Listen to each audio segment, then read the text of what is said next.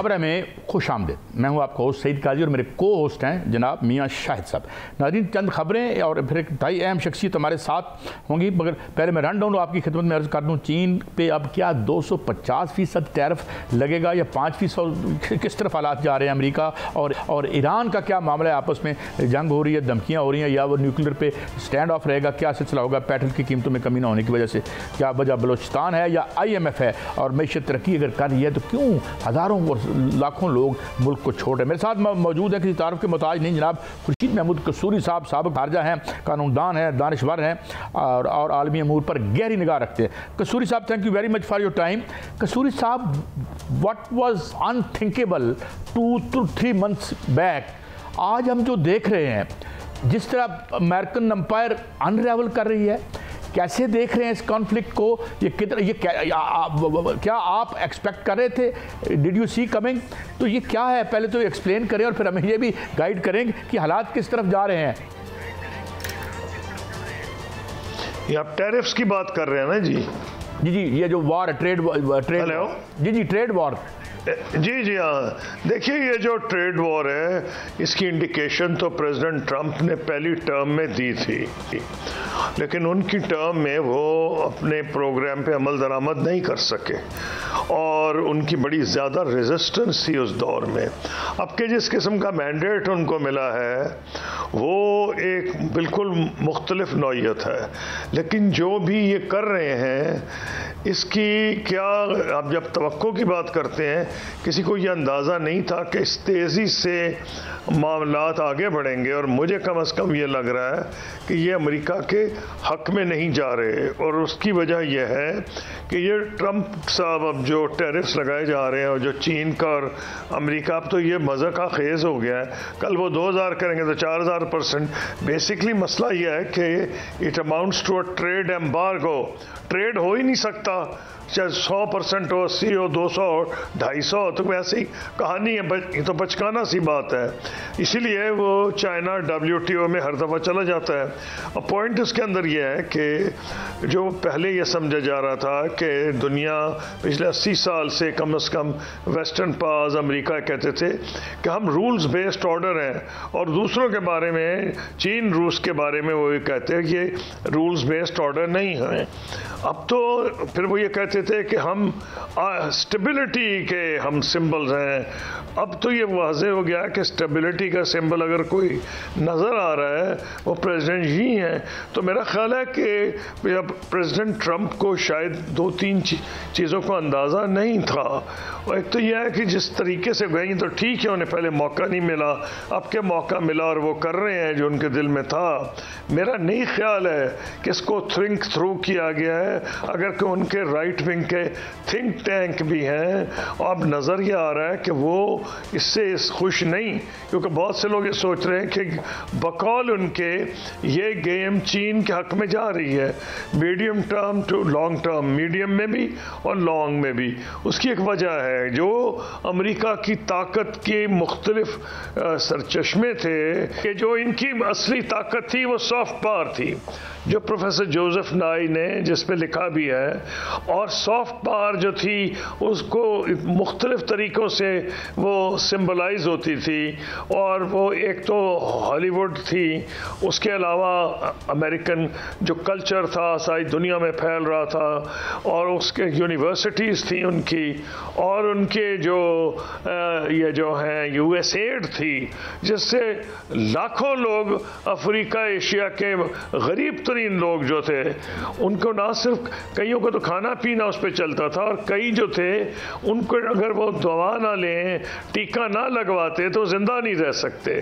तो इन्होंने तो कमाल कर दिया है कि जितनी अपनी वो थी सॉफ्ट पावर उसको ख़त्म करने के दरपे हैं। अमेरिका में जो लोग समझने वाले हैं बहुत इस पे नाखुश हैं, और इस पे बहुत कुछ लिखा जा रहा है।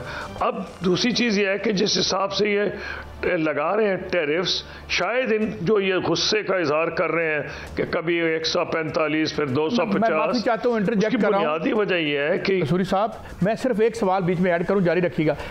कैन वी से it is the beginning of the end of American या फॉल ऑफ अमेरिकन एम्पायर? देखिए इट्स टू अर्ली, लेकिन मैं इसमें आप खुद अंदाज़ा लगा सकेंगे कि इसका नतीज क्या निकलेंगे, फिर आप उससे अंदाज़ा आपको हो जाएगा कि हिस्ट्री इसको कैसे रिकॉर्ड करेगी। एक चीज़ तो क्लियर है कि अगर प्रेसिडेंट ट्रंप ने रिवर्स ना किया किसी बहाने से, चाहे वो चाइना का आज वो अपॉइंट हो गया ट्रेड पे एनवॉय और कोई रास्ता ना ढूंढा, तो जिस तरह 9/11 को कहा जा रहा था it's a crack in time, ये जो इनकी टेरिस जिस डेट पे भी शुरू हुए हैं, जब ये आए हैं इस महीने में, वो क्रैक इन टाइम ही समझा जाएगा। दुनिया चेंज हो गई है उसके बाद अगर ये इसको रिवर्स नहीं करते। लेकिन हुआ ही है, इनको बिल्कुल अंदाज़ा नहीं था कि रिएक्शन क्या होगा। पहला तो जिस तरीके से मार्केटें गिरी हैं, बशमूल वॉल स्ट्रीट जो अमेरिका की मार्केट है, उसको इनको धक्का लगा। फिर उन्होंने ये कोशिश की बहाना साजी, और थोड़ी बहुत तकलीफ होती है, वॉल स्ट्रीट स्टॉक मार्केट्स ठीक हो जाएंगी। फिर इनको जो ज़्यादा तकलीफ हुई जब वहाँ के जो बॉन्ड्स थे, बॉन्ड्स के इंटरेस्ट बढ़ने लगे, क्योंकि ये खुद रियल एस्टेट में है और इनके बहुत से कैबिनेट कॉलीग्स भी अरबपति हैं रियल एस्टेट के। तो इकोनॉमिस्ट ने उस वक्त ये लिखा था कि इनको बहुत जल्दी समझ आ गई कि जी ये जो मामला है तो हाथ से निकल जाएगा, क्योंकि जब पूरी की रियल एस्टेट की बिजनेस कोलैप्स कर जाएगी, हाउसिंग के जो कर्जे लिए होते हैं लोगों ने, मॉर्गेजेस ली होती हैं, उनके रेट्स बढ़ जाएंगे। तो फिर इन्होंने उसको कह दिया जी 90 डे मैं इसको फ्रीज कर रहा हूं और मुल्कों को नेगोशिएट का मौका दूंगा, नेगोशिएट कर सके। फिर इनको एक और धक्का लगा जब इन्हें बताया गया कि अमेरिका में गाइडेंस आपसे चाहिए। मैं सवाल करूंगा बीच में कि जो अमेरिका है, ये तो नज़र आ रहा है कि ट्रंप ने जो कुछ किया है ये सोचे समझा मंसूबा नहीं था, उन्होंने ऐसे ही कर दिया, इसके पीछे कोई इतनी बड़ी थिंकिंग नहीं थी, होती तो बिल्कुल बाहर नज़र आ जाती। लेकिन दूसरी जानब नज़र आ रहा है कि जो चीन है, चीनी सदर ने बाकायदा तौर पर दुनिया के दौरे शुरू कर दिए हैं और बाकायदा तौर पर एक ब्लॉक, तजारती ब्लॉक बनाना शुरू कर दिया है। उन्होंने उनके त्यारे जो हैं उनका ऑर्डर कैंसिल कर दिया, जो बोइंग त्यारे बनाने का ऑर्डर था चीन ने, और उस पर जो है वो अमेरिका कह रहा है कि 245% जो है वो टैक्स लगाया जाएगा। इस तरह जो ट्रंप जो टैक्स बढ़ाता जा रहा है, क्या वो वापस होगा, क्या वो वापस आएगा, या वो अपनी इस डगर पर चलता रहेगा? और आप क्या देख रहे हैं कि इस तरह अगर यही रवश रहती है तो दुनिया तजारती ब्लॉकों में तकसीम होने जा रही है, और अमेरिका कहाँ खड़ा होगा इस सूरत हाल में? देखिए बात यह, पहली चीज़ है मुझे ब्लॉक तो कम नज़र आ रहे हैं, लग रहा है कि एक तरफ अमेरिका हो जाएगा, दूसरी तरफ यूरोपियन यूनियन, चीन, रूस, थर्ड वर्ल्ड, आसियन कंट्रीज, क्योंकि सबके इंटरेस्ट जो है वो दूसरी तरफ है। इस वक्त अमेरिका की अगर इकॉनमी अब समझे 20-25% हो भी जीडीपी दुनिया का, तो 75% तो दूसरी तरफ भी है ना। और अगर कई ममालिक ने अपनी इकॉनमी को बेस किया था ट्रेड पे, जैसे वियतनाम है, मलेशिया है, एक हद तक हिंदुस्तान है, ये मुल्क किधर जाएंगे जिनकी सारी जो ग्रोथ हो रही थी वो एक्सपोर्ट लेड थी? तो इनको लामहला एक और तरीका ढूंढना पड़ेगा, विच मीन्स कि अमेरिका ये समझता है कि वो दुनिया एक अलहदा दुनिया है, उनकी मार्केट बहुत बड़ी है। मेरे ख्याल में वो खाम ख्याली का शिकार है। मार्केट तो वाकई बहुत बड़ी है, ताकत उनकी बहुत ज़्यादा है, इकोनॉमिक और मिलिट्री। लेकिन अगर सारी दुनिया ये कह के नहीं हम तो फ्री ट्रेड की तरफ जा रहे हैं, हम तो WTO के रूल्स के नीचे चलेंगे, तो फिर अमेरिका को बहुत मुश्किल होगा। फिर ब्लॉक मुझे तो कोई नहीं नजर आता, ना उनका कोई हमसाया है कनाडा, ना मैक्सिको, ना उनके हलीफ हैं यूरोपियन यूनियन, तो फिर किसके साथ ब्लॉक बनाएंगे? हाई का शिकार हो रहा है। जी हाँ, जा इस वक्त यही रहा है, और ये पहली दफ़ा नहीं हुआ इनकी हिस्ट्री में, और कई मरतबा ऐसे हुआ है कि ये आइसोलेशन में चले जाते हैं। वर्ल्ड वॉर 1 में प्रेसिडेंट विल्सन इनके बहुत वो आइडियलिस्टिक प्रेसिडेंट थे, और उनकी ख्वाहिश थी कि वो आइडियलिज्म पे नई दुनिया कायम करें, लेकिन उनकी अपनी सेनेट ने फर्स्ट वर्ल्ड वॉर के बाद उनका साथ छोड़ दिया था। तो अमेरिका में कई दफ़ा ऐसे दौर आते हैं कि वो आइसोलेशन का शिकार होता है, क्योंकि उनको इस खाम ख्याली का वो शिकार हो जाता है कि हम इतनी बड़ी दुनिया है, अगर वो अमेरिका का नक्शा देखें तो एक एंड से दूसरे एंड नज़र ही नहीं कुछ आता, कई टाइम जोन्स हैं, फिर वो समझते हैं हम हर चीज़ प्रोड्यूस करते हैं। लेकिन अब जो दुनिया है और पहले की दुनिया में एक फ़र्क है।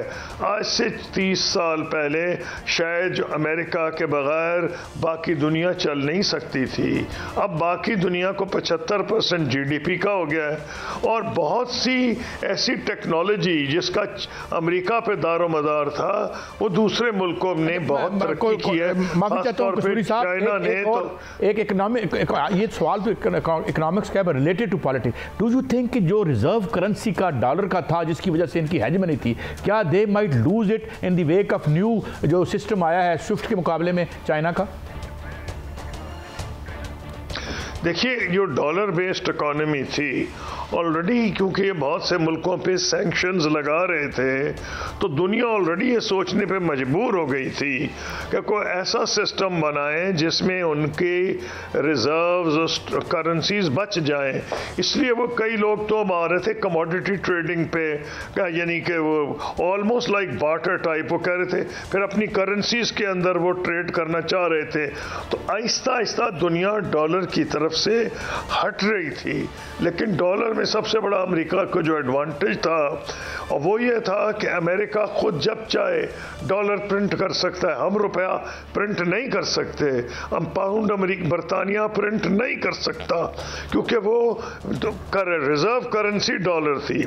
मुझे लग ये रहा है कि जिस ये इररिस्पॉन्सिबिलिटी का इजहार हो रहा है इसमें जो दुनिया की एफर्ट थी पहले ब्रिक्स के जरिए और बहुत से तरीक़ाकार थे कि वो डॉलर से निकले, वो एफर्ट अब तेज़ हो जाएगी और उसमें आप देखेंगे कि ज़्यादा से ज़्यादा मुल्क कोशिश करेंगे कि ब्रिक्स का मेंबर बनने की में जाने, क्योंकि ब्रिक्स में उन्होंने सवाई हिंदुस्तान के बहुत से मुल्कों ने ऐलान किया था कि वो डॉलर से अलहदा इस तरीके से होंगे कि वो अपनी करेंसीज में ट्रेडिंग शुरू कर देंगे, जिसमें प्रेसिडेंट ट्रंप बहुत नाराज़ थे और उन्होंने कहा कि अगर ब्रिक्स ने ये किया तो मैं 100% लगाऊंगा।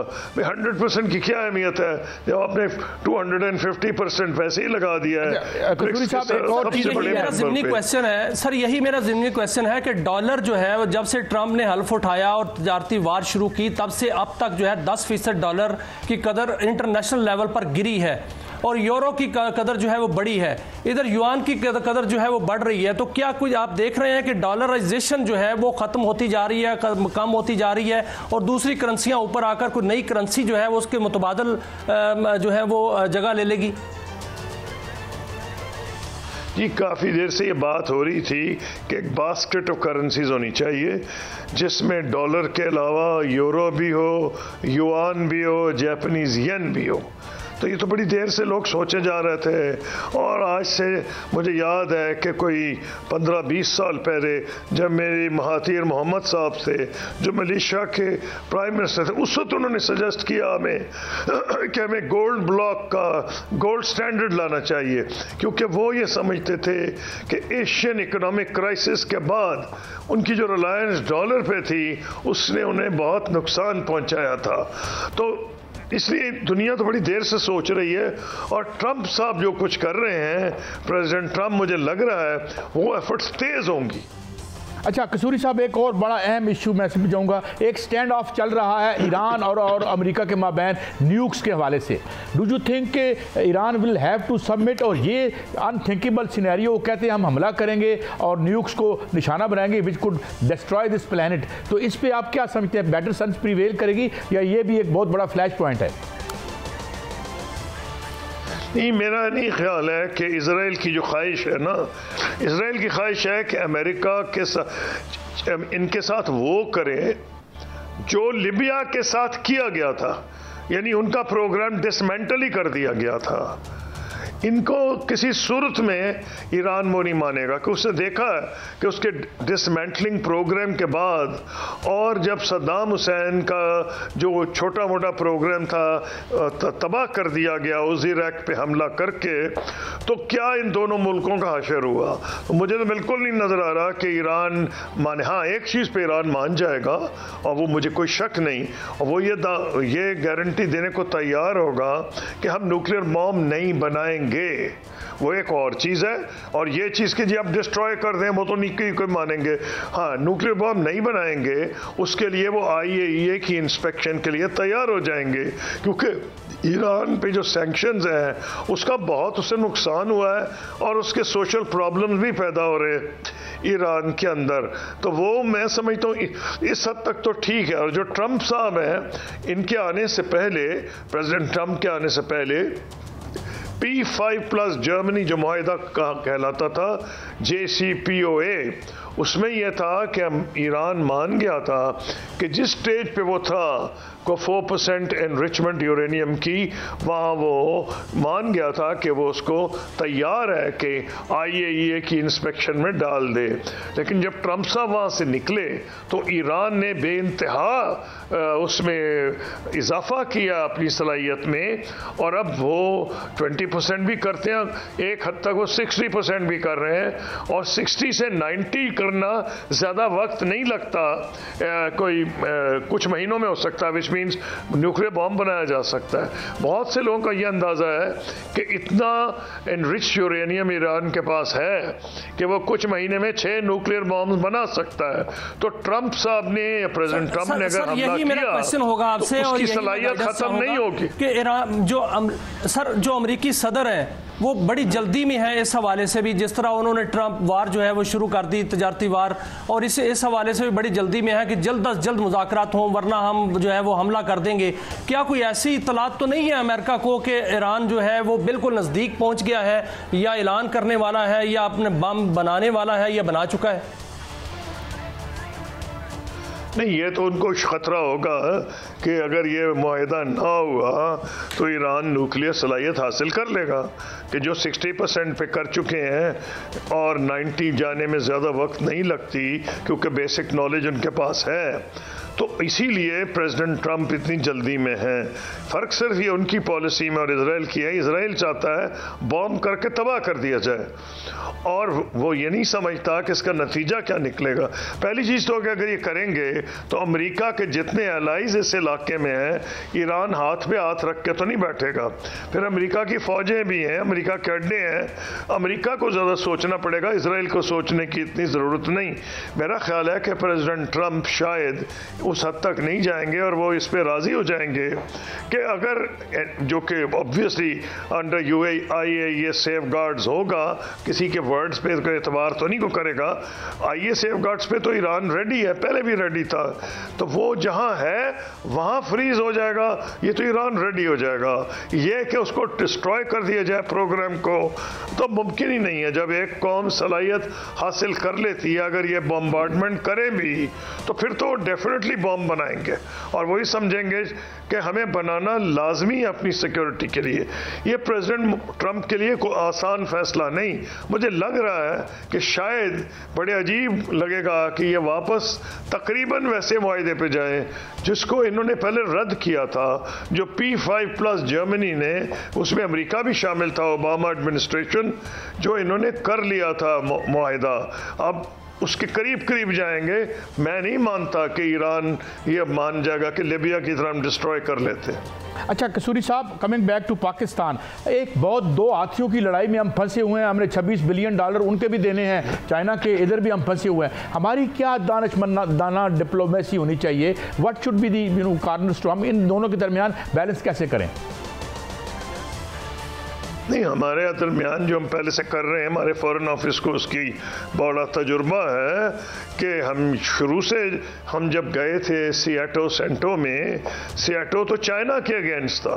फॉरेन ऑफिस ने, गवर्नमेंट ऑफ पाकिस्तान ने दानिशमंदी से चीन को बावर करा दिया कि जो हम सियाटो या सेंटो किसी पैक्ट के मेंबर हैं, उसका चीन से नहीं वास्ता, वो हम अपने हिंदुस्तान के खिलाफ अपने दिफा का हम इंतज़ाम कर रहे हैं।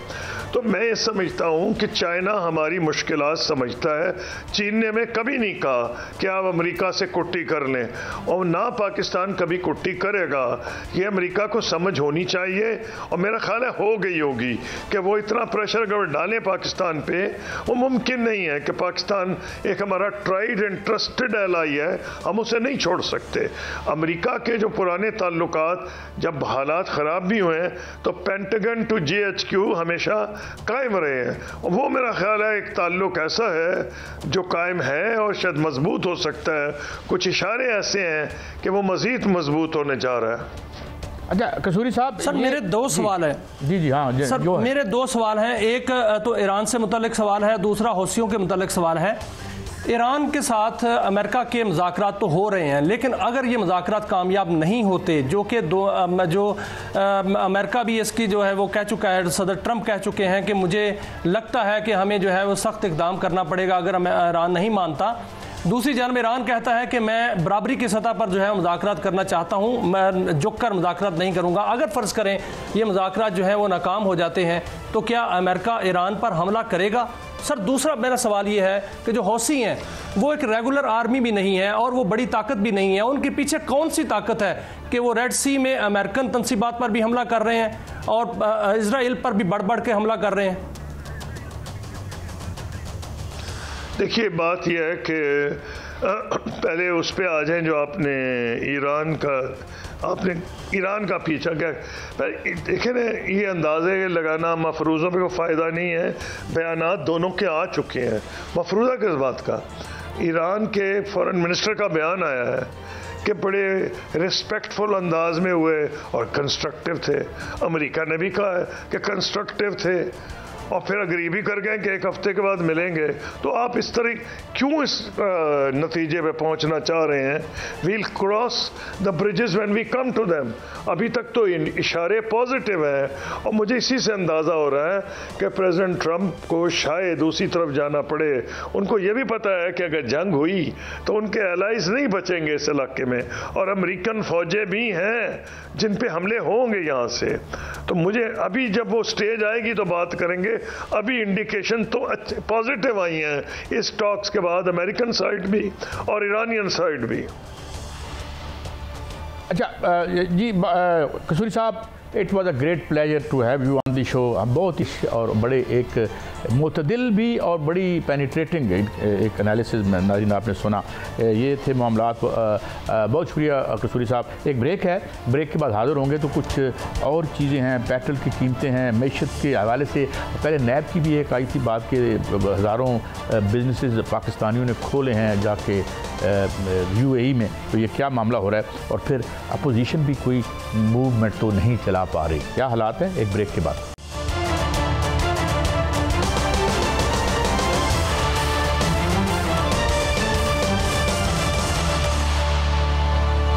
वेलकम बैक नाज़रीन। एक चीज़ कभी भी कांस्टेंट रहती है, बढ़ी हुई कीमत कभी वापस नहीं आती, लेकिन पेट्रोल एक ऐसी चीज़ है कि जब आलमी मंडी में इसकी अब मेरा ख्याल 63 पे ब्रेंट आ गया है, तो क्यों उसको पास आन आवाम की तरफ नहीं किया जा रहा?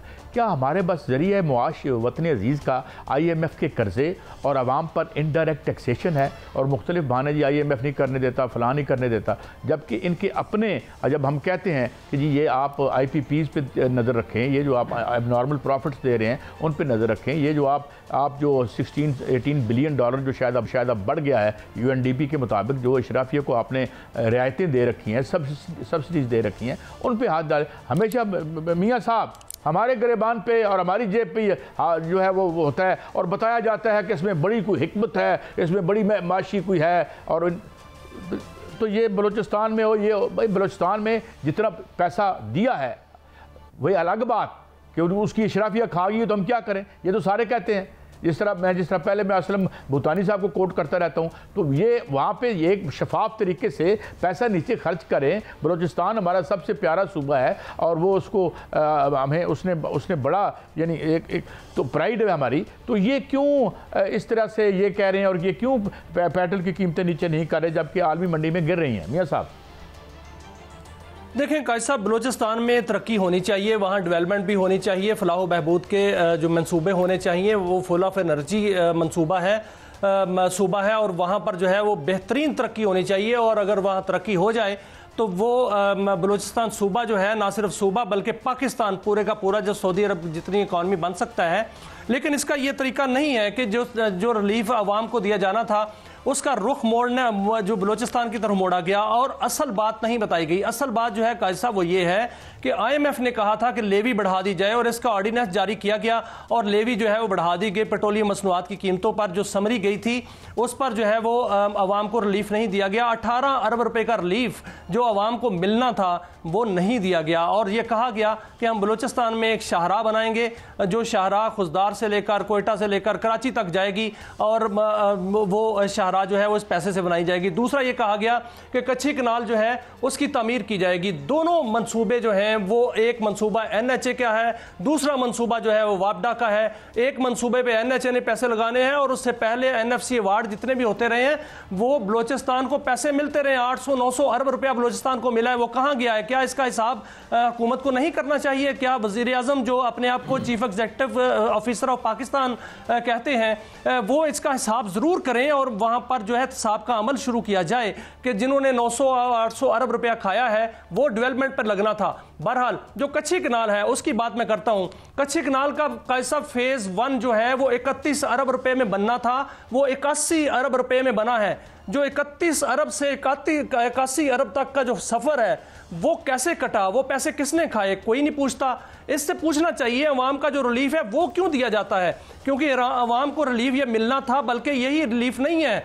इस वक्त पेट्रोल की कीमत 148 रुपए है जो कि 270, 250 और 260 रुपए ली जा रही है। वो क्यों ली जा रही है? वो कैसा इसलिए ली जा रही है कि एक ऑर्डिनेंस जारी किया गया है जिसमें जो है वो पेट्रोल पर जो है वो लेवी बढ़ाई गई है 8 रुपए 2 पैसे और इसके अलावा जो डीजल है उस पर लेवी बढ़ाई गई है 7 रुपए 1 पैसे और इसमें पेट्रोल जो है वो उस पर लेवी इस वक्त जो है वो जो फी लीटर ली जा रही है वो 78 रुपए 2 पैसे है, डीजल पर 77 रुपए 1 पैसा है और मिट्टी के तेल पर 18 रुपए 95 पैसे है, लाइट डीजल ऑयल पर 15 रुपए 37 पैसे है। 18 अरब रुपए का ये रिलीफ बनता है जो आवाम को दिया जाना था वो नहीं दिया गया और लेवी की सूरत में एक ऑर्डिनेंस जारी कर दिया गया। काजी साहब एक सवाल और, अभी आपने बड़ी इंपॉर्टेंट खबर दी कि ये जो कैनाल का मंसूबा था 31 बिलियन से ये 80 बिलियन पर चला गया। अभी नंदीपुर देख लें। अच्छा, दूसरी बात ये कि हमें बताया गया था कि ये जब बनेगी माशाल्लाह मोटरवे, और बड़ी अच्छी बात है मोटरवे बनी चाहिए, इसके इर्द गिर्द इंडस्ट्रियों की एक लंबी लाइन लगी होगी, वहाँ कुछ गायें कुछ खोते खड़े होते हैं और वही हमारा पुराना जो यानी 5000 साल पुराना निज़ाम जो पैदावार है ज़राअत का, कुछ ट्रैक्टर भी छोटे छोटे हमने तकल्लुफ़ के तौर पर रखे होते हैं वहाँ पर। मगर ये उधर ना पैसा रोकते हैं, जो यानी आवाम के ऊपर बोझ डाल दो। और वो अब जाहिर है ये अगर जो कह रहे हैं कि शाहराह बनाएंगे तो मेरे ख्याल में ये भी ठेकेदार फ्रेंडली मनसूबा ही होगा।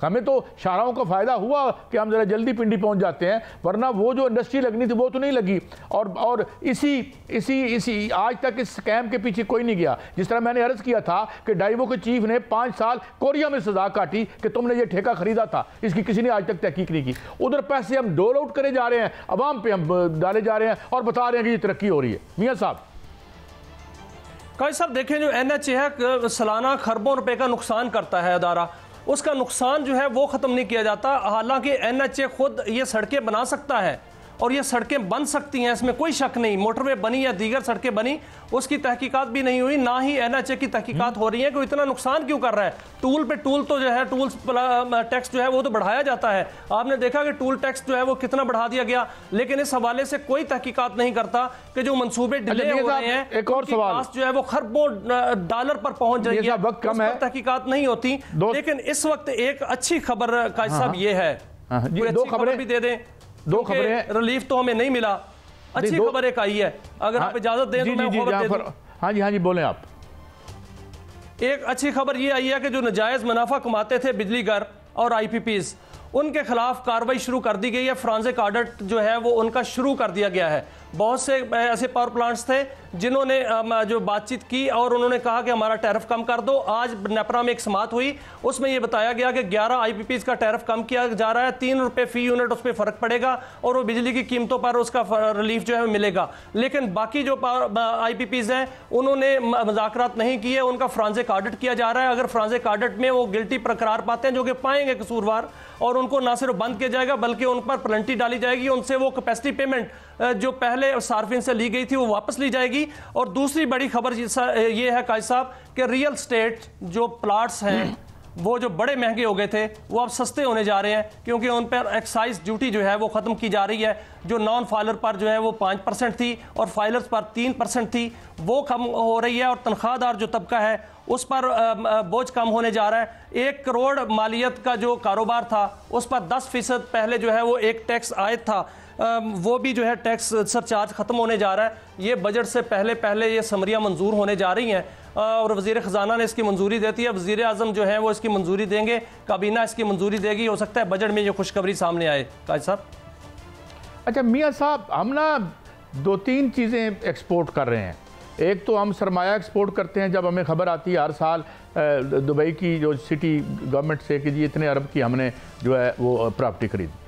दूसरा हम एंटरप्रेन्योर एक्सपोर्ट कर रहे हैं।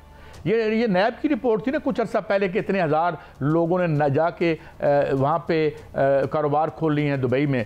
नंबर 2 एंड नंबर 3, 1,70,000 या 80,000 लोग जो हैं पहले क्वार्टर में वतन अजीज़ से गए। अगर तो वर्कर जाते हैं तो अच्छी बात है, वो कमा के हमें हमारा सबसे बड़ा जो पैसा आ रहा है वही आ रहा है 42-3 बिलियन, और बढ़ना चाहिए हमारी रिमिटेंसेस। लेकिन अगर हमारा एंटरप्रेन्योर जाएगा, एंटरप्रेन्योर, वैसे मैं दुरुस्त कर लूँ अपना प्रोनाउंसिएशन, एंटरप्रेन्योर अगर जाता है तो ये तो मेरा ख्याल है इट्स नॉट अ गुड ओमन। मियाँ साहब, बिल्कुल काजी साहब, ये ब्रेन ड्रेन है और इसको ब्रेन गेन होना चाहिए, जो कि कल आर्मी चीफ ने भी कहा कि ये ब्रेन गेन है। क्योंकि कल जो वहाँ पर कॉन्फ्रेंस हुई थी ओवरसीज़ की, तो वहाँ पर जो बैरून मुल्क हम जाते हैं, बैरून मुल्क हमारी स्किल्ड वर्कर जाने चाहिए जो कि वहाँ पर जाकर जो है वो पूरा किरदार अदा करें और ज़र मुबादला कमाएं। लेकिन मुल्क के अंदर ऐसे ज़राए पैदा होने चाहिए कि लोग जो है मुल्क के अंदर अपना रोज़गार पैदा करें। यहाँ पर जो जितने भी कारोबार होते हैं, आज जो कि शुरू हो चुका है, जो माइंस एंड मिनरल्स का काम शुरू हुआ है, उसमें ये कहा गया है कि जो उसकी जो प्रोसेस होगा वो पाकिस्तान के अंदर होगा, तो कारखाने लगेंगे। और यहाँ पर इस वक्त ज़रूरत है कि हमारी जो 60% यूथ है उसको स्किल्ड बनाया जाए। बात यह है कि मियाँ साहब, ये जो इंजीनियर्स का जाना और डॉक्टर्स का जाना, हमें उनकी शदीद ज़रूरत है। उन्हें रोकने के लिए हमें यहाँ मनसूबे इदारे बनाने चाहिए, सिर्फ अपनी तनख्वाहें नहीं बढ़ाते रहना चाहिए। ब्रेक के बाद हाजिर होते हैं। तो ये अपोजिशन कोई तहरीक क्यों नहीं चला पाई, इस पर बात करें।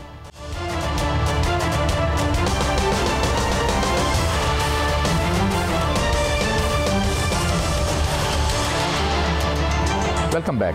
मियाँ साहब, इसमें तो कोई शक नहीं है कि इस वक्त PTI बहुत ही पॉपुलर जमात है, और इसके पॉपुलर होने की वजह यह है कि जो हुकूमत की जमातें हैं वो बहुत अनपॉपुलर हैं, ये भी अगर चेक कर लिया जाए। मगर इसके बावजूद ये एक हकीकत है, अगर आप मुझे इजाज़त दें मियाँ साहब, कि जो तहरीकें अगर हम तारीख़ में पाकिस्तान में हम देखते हैं, ये तहरीकें अगर 47 से शुरू कर दें, 46 से जाजियों की बगावत से शुरू कर दें, जिसकी वजह से पाकिस्तान बना था। बाय द वे, सेलर्स जो हैं, ज़ाहिर है कायदे आज़म का भी कंट्रीब्यूशन था, बाकी लोगों का कंट्रीब्यूशन था, लेकिन जो सेलर्स की बगावत हुई थी 18 फरवरी 1946 को, उसके बाद जो आर्मी चीफ था ये उस वक्त यहाँ का ब्रिटिश रॉयल या इंडियन रॉयल आर्मी का, उसने कहा था मैं इस मुल्क को अब नहीं रख सकता। तलवार जहाज़ पे हुई थी, वो उसकी बेसिस इकनॉमिक्स थी, उसमें मैशत की बात थी और आज़ादी की भी बात भी थी कि जाओ हमारे मुल्क से जाओ। सेकेंडली, उसके बाद 1968-69 में मूवमेंट बनती है अयूब खान के दौर में, तो उसमें उसके सारे के सारे स्लोगन इकनॉमिक्स के थे। 20 रुपये है मन आटा, इस पर भी है सन आटा, ये हबीब जालो साहब ने नारा दिया था उस तहरीक को। तो सारे उसमें आज मियाँ साहब मुझे ये लगता है कि इस तमाम पॉपुलैरिटी के बावजूद जो बर्निंग इशूज़ हैं वो हैं, जनाब ये पेट्रोल क्यों महंगा है, आपने अभी बताया 70 रुपये उस पर क्यों, भाई लेवी क्यों है उस पर। उसके बाद दूसरा इशू ये है कि ये शराफिया को 16-17 बिलियन डॉलर दे देते हो, उस पर खर्च करते हो, जिस तरह हफीज़ पाशा साहब ने बताया हमें UNDP के जो रिपोर्ट आई थी। तीसरी बात आपकी ये है कि भाई हमारे रोज़गार का कुछ करो, या जितनी मूवमेंट्स बनी है, आप फ्रेंच रेवोल्यूशन से देख के अपना 1917 के इनकलाब को देख लें मियाँ साहब, उसकी तय में इकोनॉमिक प्रॉब्लम्स होते हैं। पार्लिमानी जमहूरियत और जमहूरी शमूरी ये साथ चलता रहता है एक सलाद के तौर पर, लेकिन असल डिश जो है वो तो आम आदमी के, अगर आप मसाइल को एजेंडे पे ला के सामने उसको मंशूर का हिस्सा बना के अवाम को ये एतमाद नहीं देते, ये जंग आपकी है, हमारे इक़्तिदार की जंग नहीं है। Mian sahab, do you agree with this version of the what, मैंने जो एक बात की हल्की सी? देखिए कायद साहब, जो सियासी जमातें हैं वो अपना किरदार और अपनी कदर खो रही हैं, इसमें कोई शक नहीं है, और मुझे कुछ और नज़र आ रहा है, कोई नया सिस्टम और इस मुल्क के अंदर आता हुआ। लेकिन मामला ये है कि जो सियासी जमातें हैं वो क्या हैं, क्या पीटीआई जो है वो अपना इम्पैक्ट डाल सकी? आपने कहा कि बहुत पॉपुलर है, इसमें कोई शक नहीं, बहुत पॉपुलर है, पॉपुलर होगी, लेकिन ईद के बाद एक तहरीक चल रही थी, वो कहाँ गई? ईद के बाद एक ग्रैंड अलायंस बनना था, वो कहाँ गया? ईद के बाद मौलाना फजलुर रहमान ने उस इत्तेहाद में शामिल होना था, वो कहाँ गए? तो वो तो नहीं हुआ। अब 16 दिन गुजर चुके हैं, आगे गर्मी बढ़ रही है, और इसका टेस्टर जो है वो चंद दिन पहले आपने 2-3 एपिसोड में अडयाला जेल के सामने देखा। अडयाला जेल के सामने बानी पीटीआई की बहनें जो हैं वो मुलाकात के लिए जाती हैं, मुलाकात नहीं होती, वो वहाँ पर बैठ जाती हैं, वहाँ धरना देती हैं, लेकिन वहाँ पर पार्टी क़यादत वहाँ से भाग आती है और वहाँ से उनको छोड़कर अपने उनकी बानी पीटीआई की बहनों को वहाँ से भाग आती है। ये 3 दफ़ा हो चुका है, और वहाँ पर आके जो है वो अपनी दास्तानें सुनाई जाती हैं कि हम कहाँ से भाग के कैसे भाग के आए। कल भी ऐसा ही हुआ कि सलमान अकरम राजा ने वहाँ कहा कि देखता हूँ मैं कौन जाता है, तो फिर वो लोग गए जिन्होंने जाना था, और उसके बाद सलमान अकरम राजा जो हैं वो वहाँ पर अलीमा खान और उनकी बहनों को छोड़ कर वहाँ से वो भी आ गए। मसला ये है कायद साहब के जमातों के अंदर बिल्कुल वो जान नहीं रही, अपने अपने इक़्तिदार की लड़ाई है, और ये इक़्तिदार की लड़ाई तमाम पॉलिटिक्स को ले डूबेगी। मुझे नज़र आ रहा है कि पार्लियामेंट में इस्लामाबाद के अंदर कोई बड़ा होने वाला है, पार्लियामेंट के अंदर मुस्तकबिल करीम में हुकूमत चलती रहेगी, और लेकिन पार्लियामेंट करीम में मुस्तकबिल करीम में पार्लियामेंट के अंदर बड़ी तब्दीली नज़र आ रही है। कायद साहब, मुझे ये भी नज़र आ रहा है कि वो जो फॉरवर्ड ब्लॉक की बातें हो रही थी वो केपीके में से भी निकलेगा, क्योंकि माइंस एंड मिनरल्स जो बिल है उस पर बानी पीटीआई जो हैं वो कह रहे हैं कि मुझसे सीएम केपीके मिलेंगे, पूरी काबीना मिलेगी, तो फिर मैं उसको पास करने की मंजूरी दूंगा, जो कि काबिल कबूल नहीं है। वो इसको ब्लैकमेलिंग जो है वो समझा जा रहा है कि जब माइंस एंड मिनरल्स की बात और कमिटमेंट हो चुकी थी एक बड़े फोरम पर, और सीएम जो है वो बाकायदा कमिटमेंट कर चुके थे और वो बिल भी पेश कर चुके हैं, तो फिर उसको पास करने में क्या मसला है? तो इसलिए ये बहुत से जो है वो फॉरवर्ड ब्लॉक जो है वो सामने आएंगे, बन रहे हैं, और एक जमात के लिए नहीं, कई जमातों के लिए खतरा है, और इसमें जो है वो एक सूबे के जमात के लिए, 2 सूबों की जमात के लिए खतरा है। मैं अब इस वक्त नाम नहीं लेना चाह रहा, लेकिन एक बड़ी मकबूल तरीन जमात जो कि पीटीआई के बाद है उसको भी खतरा है, और वो इसलिए कि वो भी जो है वो बहुत से कौमी इश्यूज पर कमिटमेंट के बावजूद जो है वो कर रहे हैं। मैं आपका इशारा समझ गया हूँ, आपने जो फरमाया, लेकिन मियाँ साहब बात ये है, जब आप मुझे बिला बजा ना कुछ बड़े चीज़ें मुझे कोटेशन याद आ जाती हैं। एक मैं कोटेशन आपको सुना देता हूँ, आपने चेंज की और तब्दीली की बात की, तो वो कहते हैं कि history without events, events without history, heroes without heroic deeds, change whose sole forces calendar. हमारे यहाँ चेंज ऐसी आती है जैसे कैलेंडर पे रोज़ तारीख बदल जाती है। मगर मैं एक और भी आपको कोटेशन आज नुसरत भुट्टो की सुनाना चाहता हूँ, जो अपनी आखिरी या सेकंड लास्ट थर्ड लास्ट मुलाकात, जो कोई मुलाकात भुट्टो साहब को मिलने गई जेल की उस काल कोठरी में जिसमें सजाए मौत के कैदी रखे जाते हैं, तो जुल्फ़िकार अली भुट्टो ने पूछा, नुसरत पार्टी क्या कर रही है? तो नुसरत भुट्टो ने कहा था, जुल्फ़ी बाहर बोल्शेविक पार्टी छोड़ के आए थे।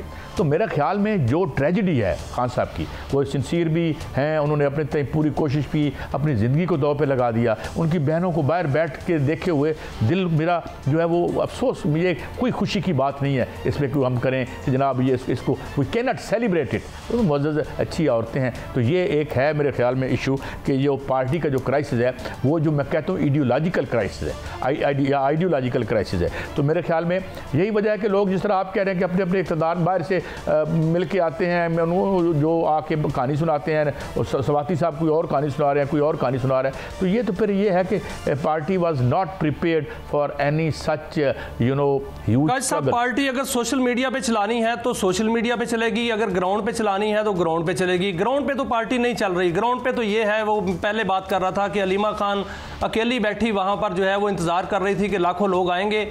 जो आलिया हमजा हैं वो एक कॉल देती है कि लोग यहाँ पर पहुँचें, लोग नहीं पहुँचते, और वहाँ पर जो क़यादत है, जो मैं बात क़यादत की, मौजूदा क़यादत की कर रहा हूँ, वो वहाँ नहीं होती और वो आकर KP के हाउस में आपस में लड़ाई कर रही होती है।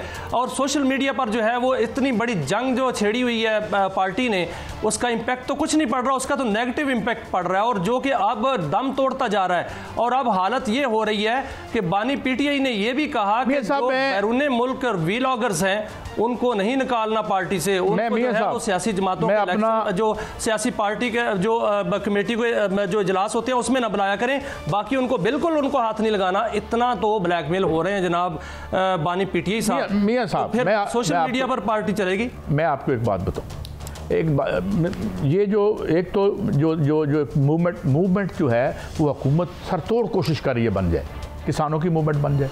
ये जो दुकानें गिराई जा रही हैं 70 साल बाद, हमें पता चला है कि ये जो है ये अपना, इस पर हम बात करेंगे और इस पर हम कल अच्छा नजायज़ तजावुज़ात के नाम पे नजायज़ तजावुज़ात काउंट नहीं कर रहा। ये जो हमारे हुक्मरान हैं ये कोई जायज़ तजावुज़ात पर बैठे हुए हैं, तो ये है। और उनका रोज़गार जो है, अगर आपने 7000 दुकानें कहीं कि हम गिरा देंगे, अच्छा भाई उनको मुतबादल कुछ जगह दे दें, फिर पहले उनकी मुतबादल जगह बनाएं। आज आपको पता चला है कि जनाब वो किराया दे रहे थे, वो म्यूनसिपल जो भी आपका अरेंजमेंट है उनको वो किराया दे के बैठे अपनी छोटी छोटी दुकानों पे अपने बच्चों का रिज़्क़। अब ब्यूटीफाई किस चीज़ को करना है, हालत देखें अपनी। आपको $26 बिलियन जो है उस उधर देने हैं चाइना के, इधर से आ जाता IMF वाले एक पे बिठा लेते हैं हमें। कौन सी मुल्क को ठीक करें, लोगों को रोज़गार दें, और जो ऑलरेडी रोज़गार है उन्हें ख़त्म ना करें नजायज़ तजावुज़ात के नाम पर। अगर इस मुल्क की असल और वड़ियाँ नजायज़ तजावुज़ात ख़त्म हो जाएँ तो मसाइल ठीक ना हो जाएँ। इजाज़त दें, कल फिर मिलेंगे। अल्लाह हाफ़िज़।